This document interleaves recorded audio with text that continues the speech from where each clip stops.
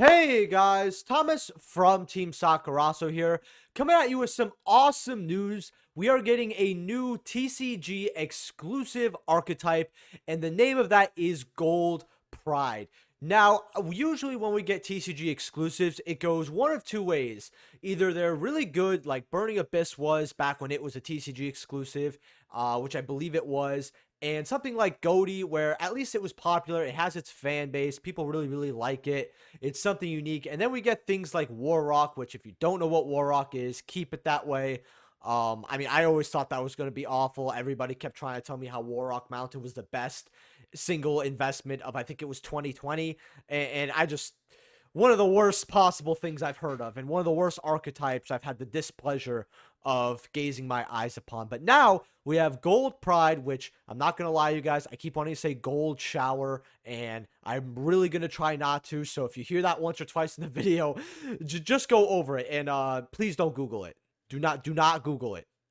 And we're going to get right into this. If you guys enjoyed these videos, make sure to smash that like button and subscribe. If we get 100 likes on this video, that'd be great. If you're buying any cards off TCG Player, please use my affiliate link down in the description below. Helps out the channel to no additional cost to you. And consider being a YouTube channel member. And thank you to all my YouTube channel members. And we're going to get right into reading these cards. I'm also going to show what the community already has built with Gold Pride, because there's a really cool invention actually that someone showed me. So the first one we have is Gold Pride Leon here. Now this is a level 3 wind tuner, and I know it's going to be a little difficult to read here, but this was the best scan I can get.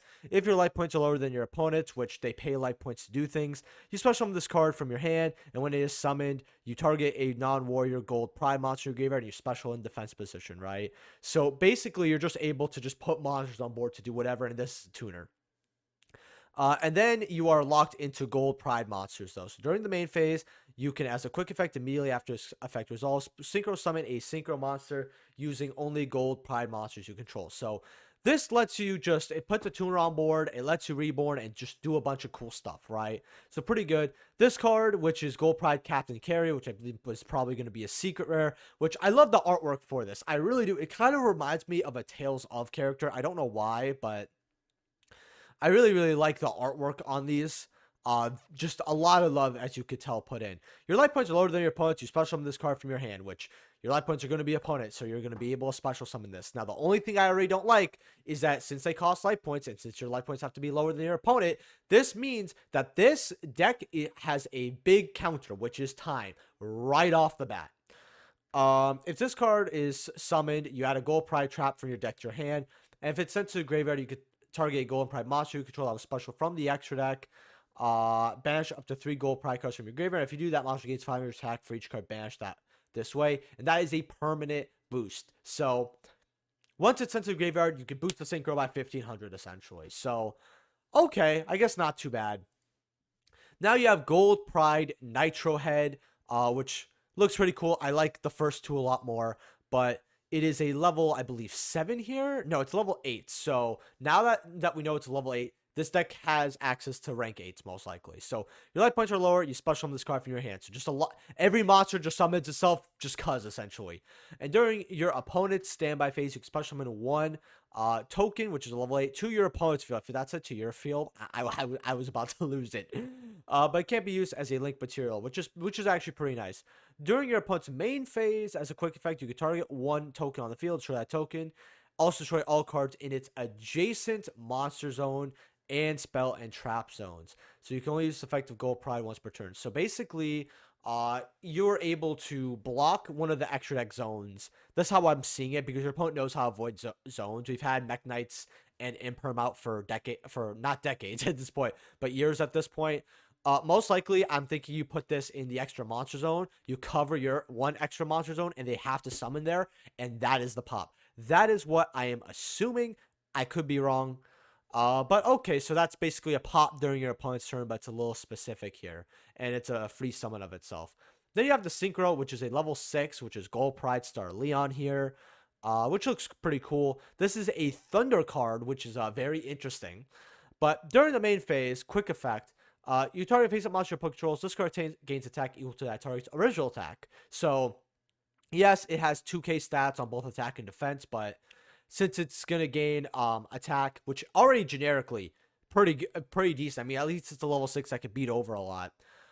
Then if your opponents are lower, if your life points are lower than your opponents, which it will be with this deck, you can destroy that monster, which basically means that this is a generic card. It's a tuner and non-tuner monster. So if you could get into a level 6, which I think level 6 have been lacking for synchros for a while, generic wise. I mean, we had some big hitters like Goyo Guardian, but with the errata, it's not as great. You're basically able to put something on board. You're able to boost this and pop a monster. You can only use the previous effect once per turn. So it's a hard once per turn. Once per turn during the end phase, if the previous effect was activated this turn, you can return this card to the extra deck, and you have to return it, and then you special summon a Golden Pride Leon from the deck or graveyard. Okay, so it pops against that, you beat over something, and then it goes right back to the extra. So okay, and then you special summon a Leon, and you get its effects. So okay, that's something, I guess. Then you have the Link here, which is Gold Pride Nitro Blaster, alright, which the guy looks pretty, it just looks funny to me, I don't know why. It's a Pyro, which, it's cool that, Konami understands that not that archetype, but that typing exists, right, which is, crazy, because we just don't get Pyro cards anymore, but we had a Thunder, oh, this was a Pyro too, that's actually kind of funny.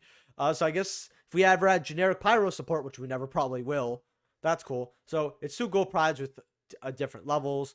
You can target monster your opponent controls, destroy it, and just off the bat. And if your life points are lower than your opponent's, you can destroy all cards in its adjacent monster zone and spell and trap zone. So cool, right?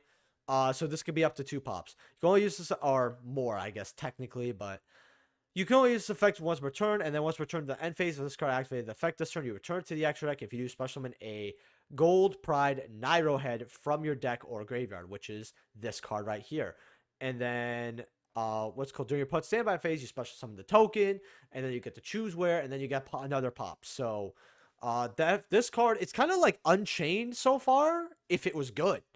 The spell card is a cool searcher. You reveal Gold Pride monster in your hand, and you add 1 Gold Pride monster with a different name from your deck to your hand. Then you can apply the effects of special summon a Gold Pride monster from your hand, but lose life points equal to its original attack. So cool, right? You special summon your what's called a gold card, so it's a free special. So it no using your normal summon just yet. So I'm looking at this archetype, and if it doesn't want to use its normal summon, I'm thinking it plays the adventure engine depending, right, as an option so far. Now that's not what is the direction it's going so far in the first few hours that we've had, but if you don't need your normal summon, that's my first thought.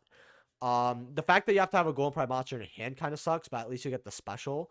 And I like this artwork. You got the first and the second here. Like, there's a lot of fun little artwork here. And then you have the trap, right? The one trap we know. So apparently this is what you're searching, which is Gold Pride, start your engines, right?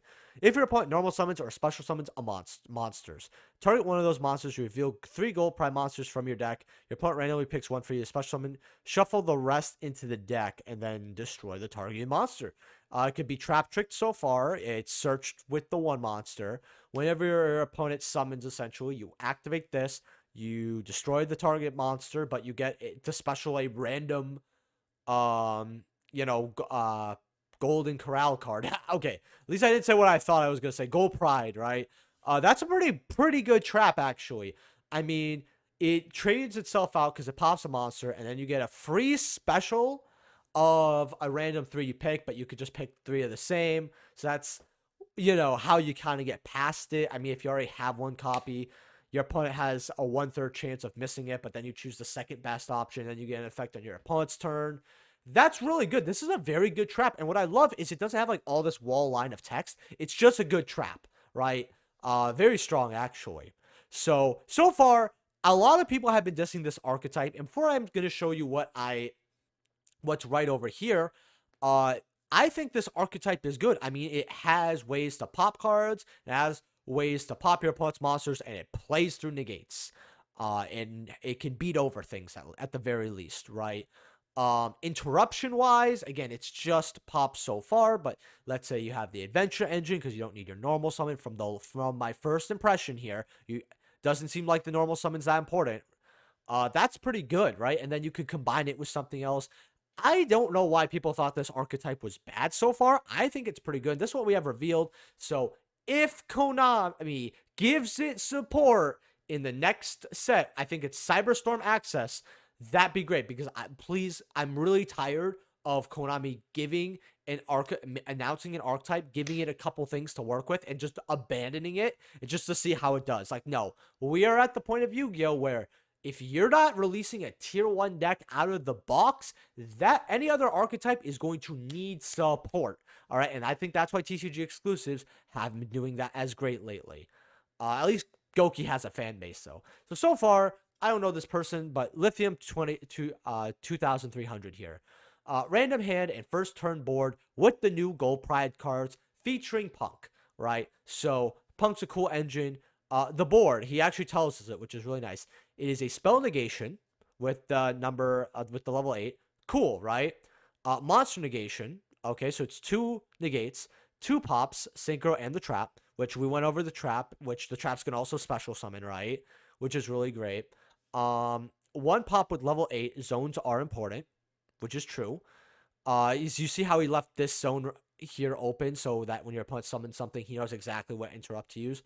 Plus 2 bounces with the level 11 Synchro Punk, Special Leon from deck, and Quick Synchro, and Bistils, right? So, honestly, this archetype already has some good stuff. I mean, you have multiple pops, 2 bounces, Spell Negate, and a Monster Negate. That's pretty good. That's pretty good. I mean, yeah, Droplets is a card, but I mean, Droplets is always a card, right? So far, if I had to give my honest opinion, I think this looks pretty good. A lot of people are dissing it. If we're already putting up stuff like this within the first few hours, I'm wondering how good the archetype could get later on. It has different typings, so you could kind of play with different floodgates as well, I feel. But let me know what you guys think of this archetype. Sorry about that. Let me know what you guys think about this archetype in the comment section below. Leave a like if you guys enjoyed and subscribe. And I will see you guys in the next video. Peace.